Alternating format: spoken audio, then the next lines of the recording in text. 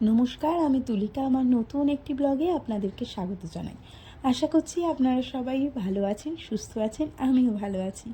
চলুন, আজকে আমি আপনাদের সামনে বার্থডে লাঞ্চের মেনুটা নিয়ে এসেছি, আর সেই সময় সাথে নিয়ে এসেছি সেই মুহূর্তটা। বার্থডে লাঞ্চে সমস্ত কিছু অ্যারেঞ্জমেন্টই আমি নিজে হাতে মাসিকে রান্না করে দিয়েছিলাম। জানি না তার কেমন লেগেছিল, অবশ্যই ভালো লাগবে।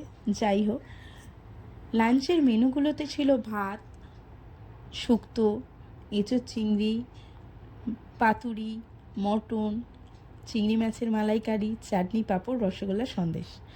আর তার পাশে মাসি তার নাতি নাতনিকে নিয়ে কিন্তু বেজায় খুশি ছিল।